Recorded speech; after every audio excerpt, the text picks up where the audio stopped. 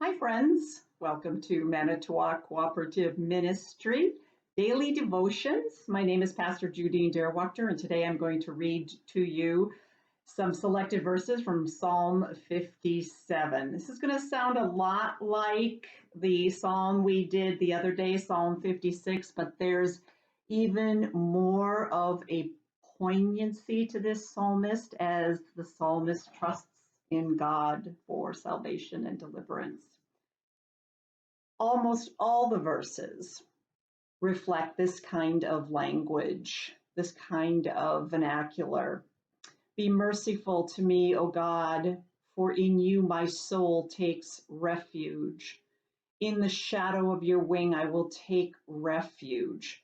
Or God who fulfills his purpose for me. I may even lie down with the lions that greatly devour humans.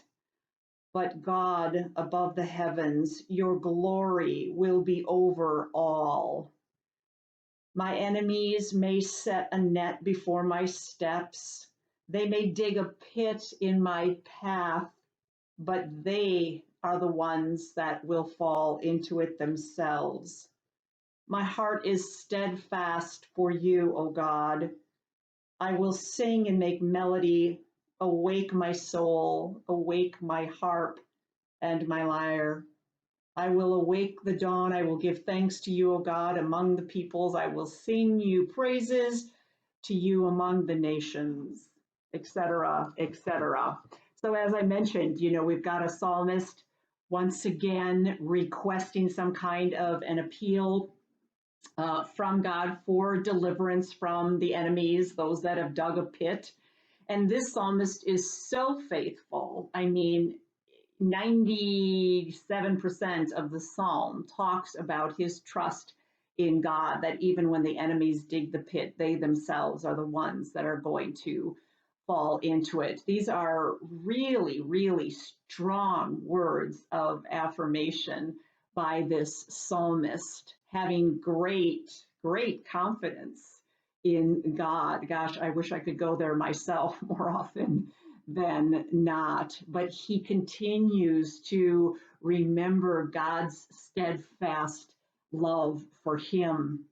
And, again, we talked about this in a couple Psalms before. It's so hard to remember how things do work out. And yet we don't always go to that place right away and remember that evidence where God did have things work out for us. And I'm confident that it's, part and partial the reason why Jesus said the words that he did at the Last Supper with his disciples, where when he broke the bread and poured out the cup, he said, when you take and eat and drink, to remember me. And maybe there's something behind that throughout the day, we tend to forget that God is with us at all times. And in my faith, I believe always working things out for the good. But at least Jesus has us trying to affirm the 3 times a day that we eat a meal, to remember him, to give thanks when we eat and drink. And at least that can stimulate us to stay in a place of affirmations that we are loved, we are protected, we are safe, and that God can work this out through us. And again, as this psalmist speaks, along with other psalmists, how important the gratitude is, and singing praises to God, really in all things. Again, gratitude being that gateway, literally a gateway for the divine to manifest itself in your life. So give it a try, just even if things aren't just quite right, and maybe things are not in a good place with you. Try this. Try thanking God.